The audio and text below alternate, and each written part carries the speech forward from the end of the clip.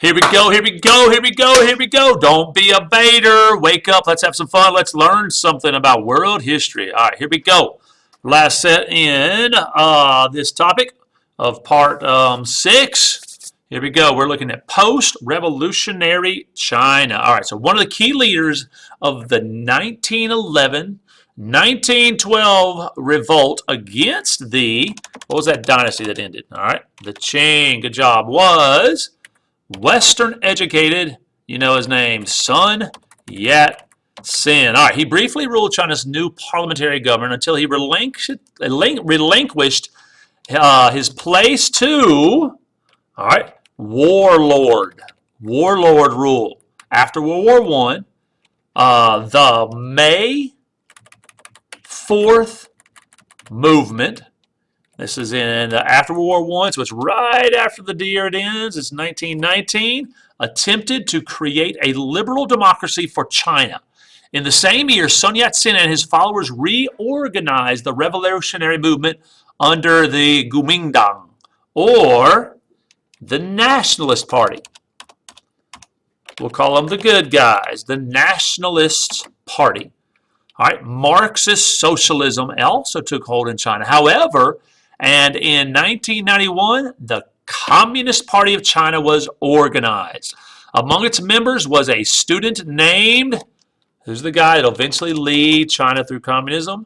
Mao Zedong. That's right. Mao Zedong. Very good. All right, let's continue the story. So after the death of Sun Yat-sen in 1925, JJ, or Jiang Jiechi, also called Chiang Kai-shek, seized control of Kuomintang.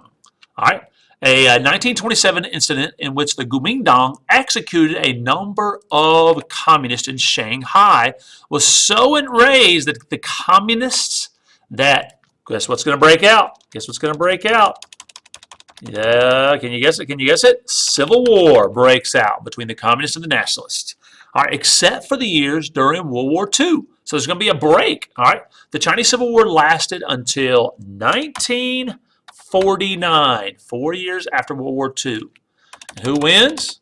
Mao Zedong's communists, whose land reforms gained peasant support, were victorious. After their defeat, JJ, or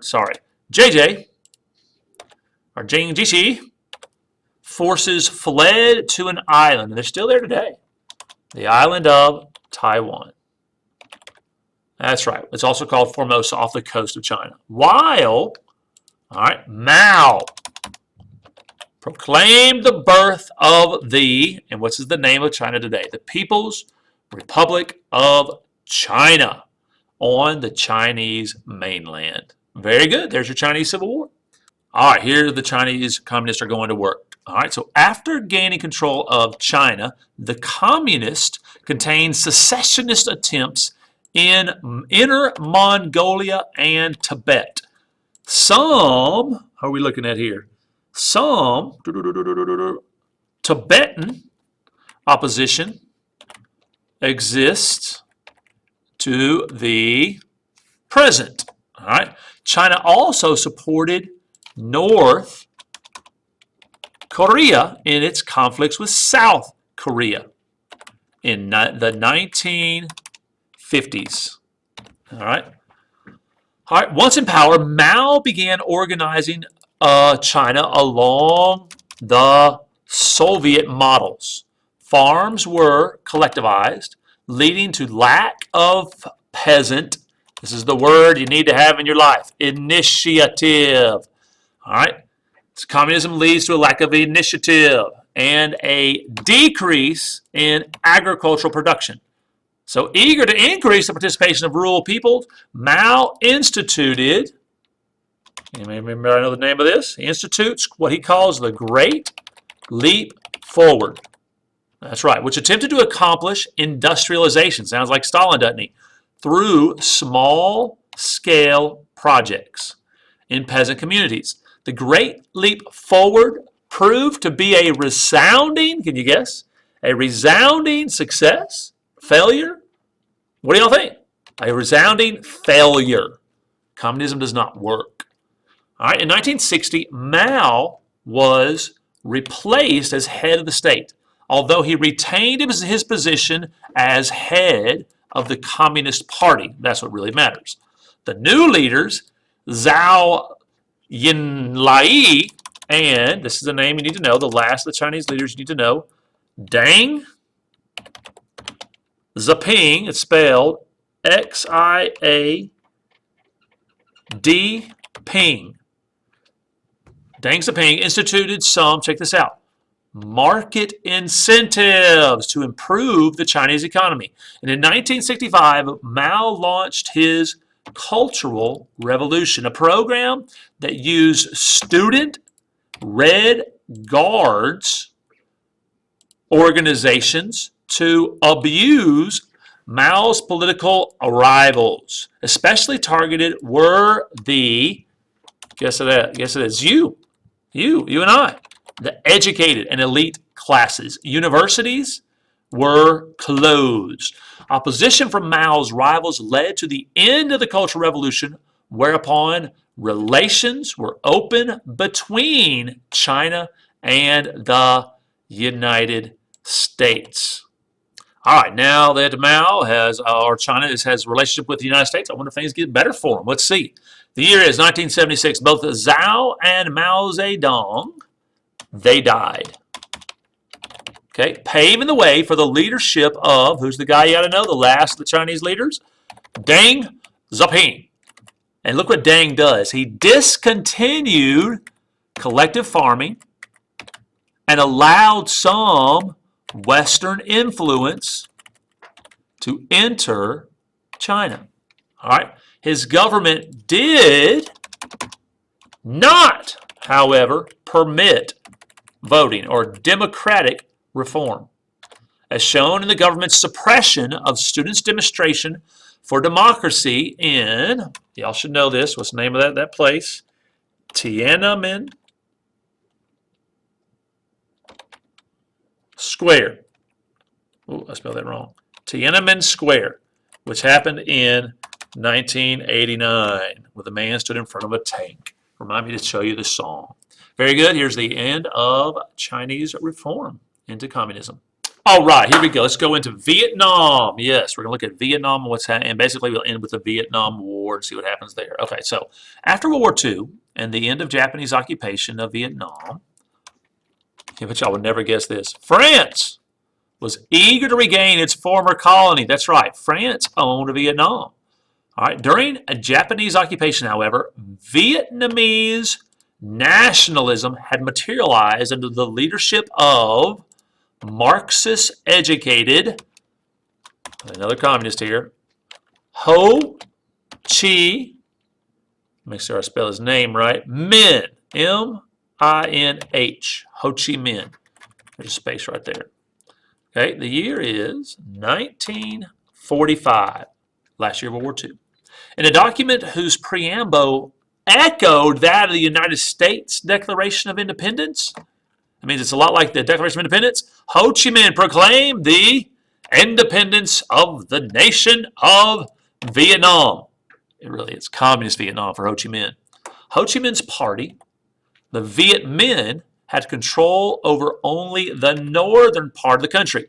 The French, aided by Great Britain, occupied most of the south and central portions.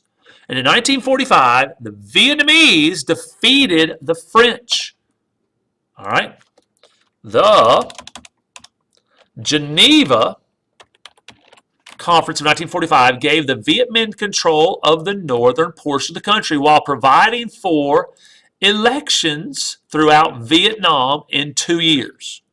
All right, so it's supposed to become a democracy, even though they're under Ho Chi Minh, which is a Marxist. All right. All right, now with U.S. support, Ngo Dinh Diem was installed as the president of South Vietnam.